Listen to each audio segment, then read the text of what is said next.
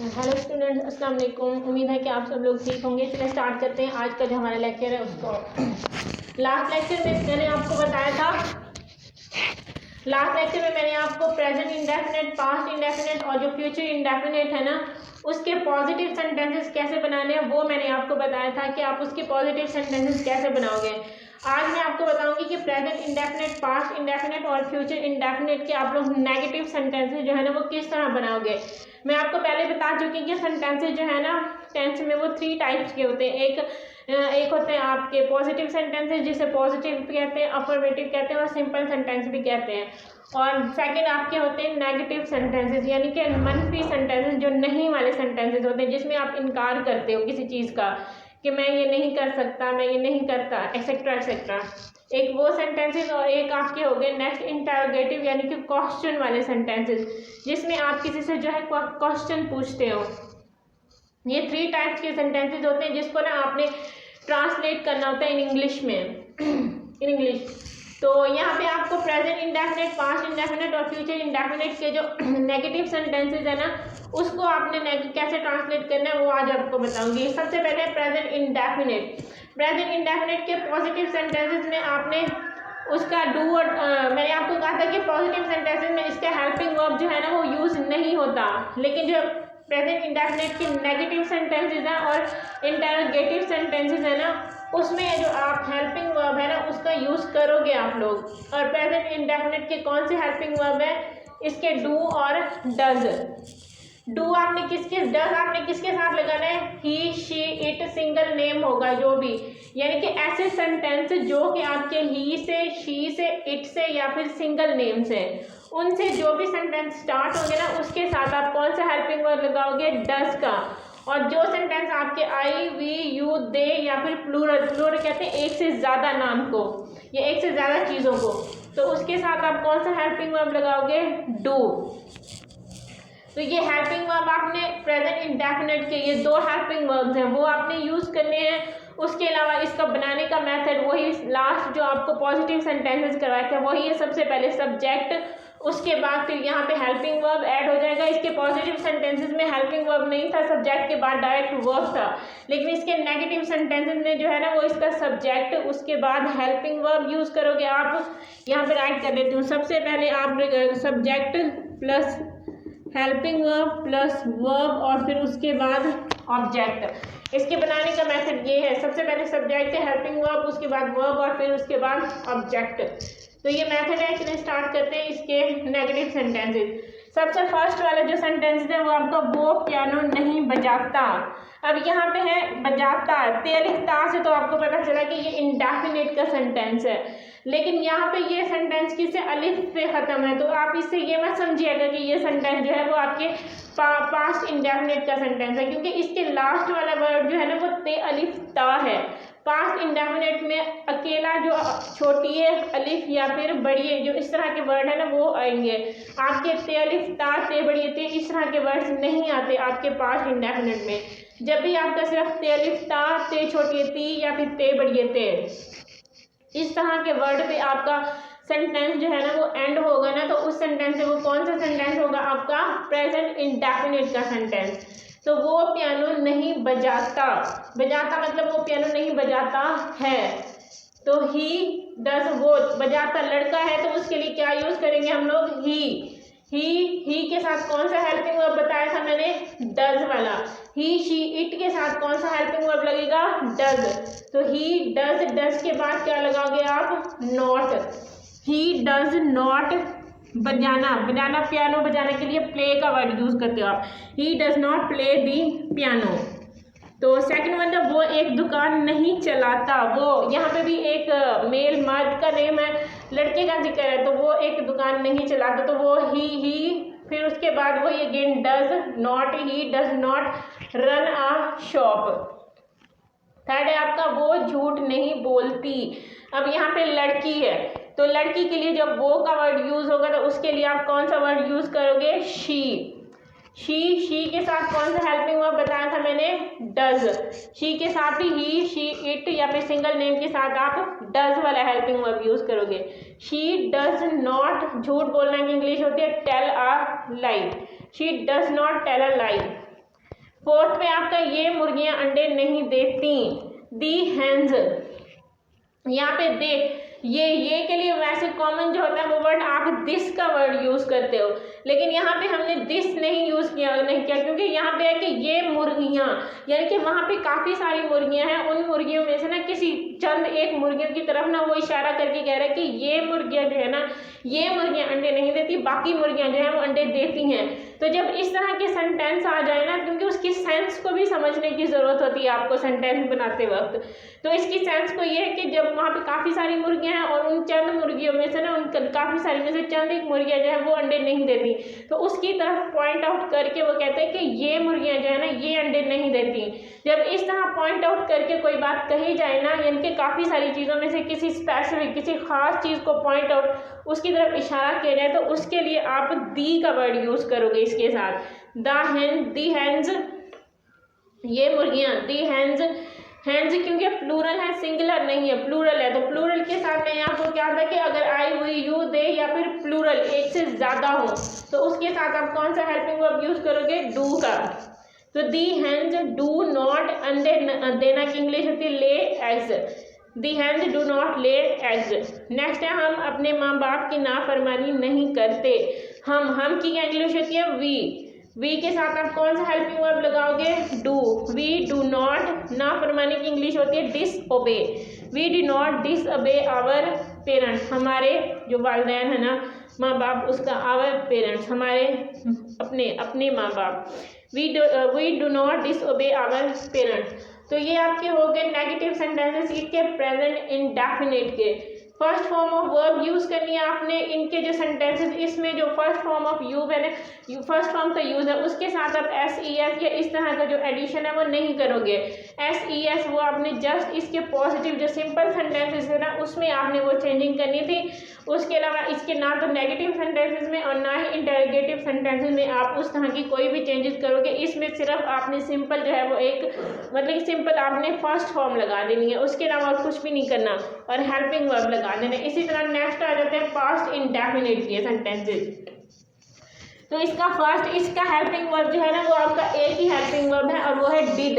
Did के अलावा और कोई हेल्पिंग वर्ब यानी कि कोई भी सेंटेंस आपका ही से स्टार्ट हो, शी से हो, इट से हो, किसी भी वर्ड से, किसी भी सब्जेक्ट से जो भी आपका सेंटेंस स्टार्ट होगा ना उन सब के साथ आपने क्या लगाना है, डिड।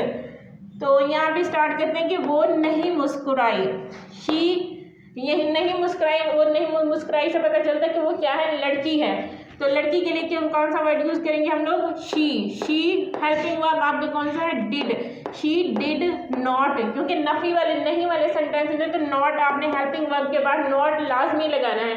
अगर आप ये नेगेटिव सेंटेंस में नॉट नहीं लगाओगे तो आपका सेंटेंस रॉन्ग हो जाना है। शी डिड नॉट, मुस्कुराना की इंग्लिश क्या होती है, smile, she did not smile. Second है आपका पाकिस्तान और इंडिया ने एक मैच नहीं खेला। अब आपके सब्जेक्ट कौन सा है, Pakistan and India. Did not, Pakistan India did not, match खेलना की इंग्लिश क्या होती है, play a match. Pakistan and India did not play a match. Third है आपका बच्चों ने फूल नहीं तोड़े, बच्चों का ये प्लूरल है यहाँ पे, तो दी चिल्ड्रन डिड नॉट, फूल तोड़ना की इंग्लिश होती है प्लक दी फ्लावर्स। जब आप फूल तोड़ते हो, वैसे तो ब्रेक होती है लेकिन जब फूल तोड़ने की वो उसके लिए आप वर्ड बोलते हो तो वो आप ब्रेक का वर्ड नहीं बोलते, आप प्लक का वर्ड यूज़ करते हो उसके फूल तोड़ने के लिए। The children did not plug the flowers. Fourth में आपका उसने अपने उस्ताद की नसीहत पर अमल ना किया, शी। अब यहाँ पे आप शी भी राइट कर सकते हो, ही भी राइट कर सकते हो, क्योंकि उसने का वर्ड जहाँ पे भी आ जाए वहाँ पे आपको बताया नहीं जाता कि वो लड़की है या फिर लड़का है। तो यहाँ पे शी यूज़ कर लो या फिर ही यूज़ कर लो, दोनों ही आपके ठीक होंगे। लेकिन अगर यहाँ पे शी यूज़ करोगे ना तो फिर यहाँ पे आपने हर की जगह जो है वो शी जब राइट करोगे तब हर यूज़ यहाँ पे राइट करोगे। लेकिन अगर आपने इसकी जगह ही यूज़ करना है तो यहाँ पे हर नहीं राइट करोगे, फिर आप राइट करोगे he did not act upon his, क्योंकि शी के लिए आप हर यूज़ करते हो। जब वो कोई लड़की अपने लिए कोई बात कहे तो उसके लिए आप हर का वर्ड यूज़ करते हो, लेकिन जब कोई लड़का अपने लिए कोई बात कहता तो उसके लिए जो आप वो है वो हिज का वर्ड यूज़ करते हो। तो इसलिए यहाँ पे शी यूज़ किया मैंने, तो यहाँ पे इसलिए हर आएगा। She did not act upon, नसीहत पर अमल करना की इंग्लिश होती है act upon. She did not act upon her teachers advice, अपने जो टीचर है ना उसकी नसीहत पे उसने अमल नहीं किया। तो नंबर 5 पे आपका मोची ने जूते मुरम्मत ना किए। मोची की इंग्लिश होती है cobbler. The cobbler did not मुरम्मत करना की होती है मेंड दी शूज जूते। तो ये आपके हो गए पास्ट इंडेफिनिट के नेगेटिव सेंटेंसेस।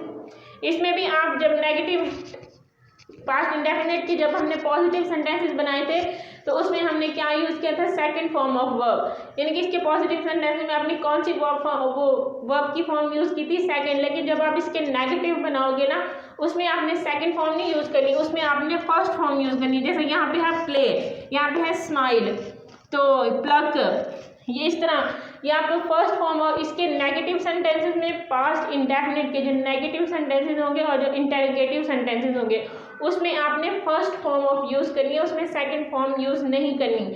सेकंड फॉर्म का यूज़ सिर्फ और सिर्फ पास्ट इंडेफिनिट के जो पॉजिटिव सेंटेंसेस होंगे ना उसमें होगा, उसके अलावा और टेंस में कहीं भी सेकंड फॉर्म का यूज़ नहीं होना। बाकी सब में जो है वो आपकी फर्स्ट फॉर्म इंडेफिनिट के बाकी सब में फर्स्ट फॉर्म यूज़ होती है, सिवाय पास्ट इंडेफिनिट के पॉजिटिव सेंटेंसेस के अलावा। सिर्फ पॉजिटिव में आपके सेकंड फॉर्म यूज़ होगी, उसके अलावा पास्ट इंडेफिनिट के नेगेटिव होंगे। अगर इंटरोगेटिव जो भी सेंटेंस होंगे ना उसमें आपकी फर्स्ट फॉर्म यूज़ होगी, उसमें आपने सेकंड फॉर्म यूज़ नहीं करनी। तो ये आपके नेगेटिव इसके हो गए पास्ट इंडेफिनिट के। अब आगे फ्यूचर इंडेफिनिट के।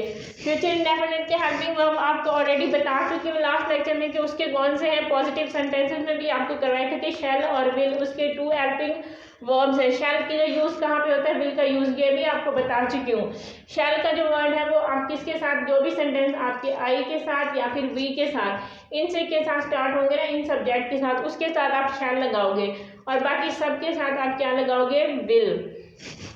तो स्टार्ट करते हैं यहाँ से। नंबर 1, वो तुम्हारी बात नहीं सुनेगी। अब यहाँ पे लड़की है तो लड़की के लिए शी के साथ she will not, helping verb के बाद नॉट लास्ट में लगाओगे आप। शी विल नॉट, सुनना की इंग्लिश होती है लिसन, तुम्हारी to you. She will not listen to you, वो तुम्हारी बात नहीं सुनेगी। सेकंड पे आपके तुम उससे नहीं झगड़ोगे। तुम की इंग्लिश क्या होती है, यू के साथ आप क्या लगाओगे, will. You will not quarrel, झगड़ना की इंग्लिश होती है कुरल। इसकी फर्स्ट फॉर्म, इसमें भी आपने first form of verb use करनी है आपने। You will not quarrel with him, उसके साथ। नंबर 3 पे कल बारिश नहीं होगी। इट, जब बारिश का वर्ड आएगा तो उसके साथ आपने क्या सब्जेक्ट लगाना है, इट का। It will not rain tomorrow, जो आने वाला कल है ना उसके लिए आप कौन सा यूज करते हो, वर्ड टुमारो। और जो गुजर चुका कल उसके लिए आप यस्टरडे।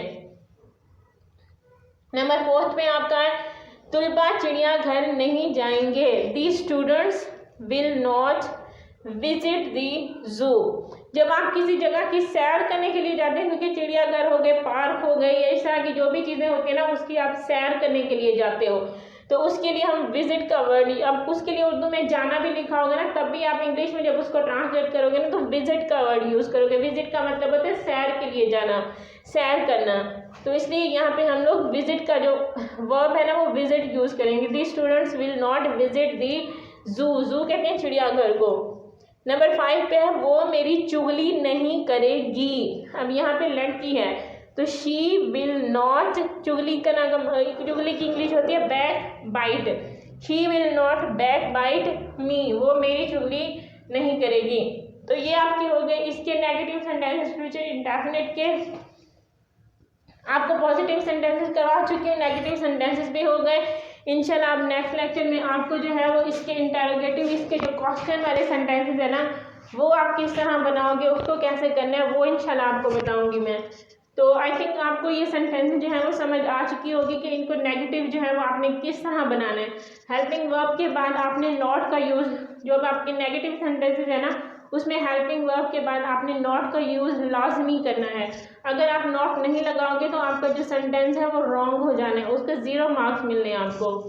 तो ये 5 आपके सेंटेंसेस हैं नेगेटिव के। पॉजिटिव के भी आपके 5 थे, नेगेटिव के भी आपके 5 हैं और इंटरोगेटिव के उसके भी आपके 5 सेंटेंसेस होंगे। यानी कि इंडेफिनिट, तीनों इंडेफिनिट के मिला के आपके 15 45 सेंटेंसेस हैं टोटल। तो ये सेंटेंसेस आपने इसको याद करना है, इनकी प्रैक्टिस करनी है घर पे और अच्छे से मतलब इनको करना है। तो इंशाल्लाह नेक्स्ट लेक्चर में हमारी मुलाकात होगी। नेक्स्ट लेक्चर में इंशाल्लाह नेक्स्ट उसके इंटरोगेटिव सेंटेंसेस वो आपको बनाना सिखाऊंगी मैं। तब तक के लिए अल्लाह हाफिज़।